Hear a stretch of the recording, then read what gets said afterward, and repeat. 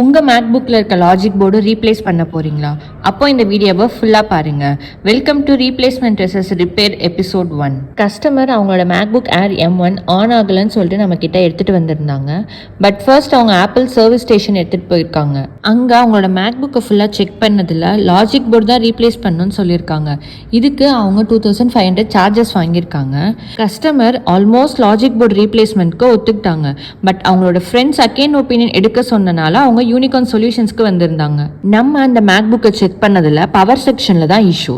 So குயிக்கா நம்ம அந்த பவர் செக்ஷன்ல இருக்க இஷ்யூவை ஃபிக்ஸ் பண்ணியாச்சு. லாஜிக் போர்டும் ஃபுல்லா கிளீன் பண்ணி மேக்புக்கும் ஃபுல்லா டெஸ்ட் பண்ணியாச்சு.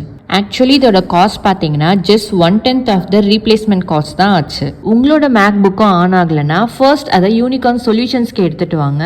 நாங்கள் அதை ஃபுல்லாக செக் பண்ணிட்டு ரிப்பேர் பண்ண முடியுமா இல்லை ரீப்ளேஸ் தான் பண்ணணுமான்னு சொல்லிடுவோம். இந்த இனிஷியல் செக்அப்க்கு நாங்கள் எந்த சார்ஜஸும் வாங்க மாட்டோம். இந்த மாதிரி மேக்புக் பற்றின வீடியோஸ்லாம் தெரிஞ்சுக்கணுன்னா மறக்காம நம்ம பேஜை ஃபாலோ பண்ணுங்க.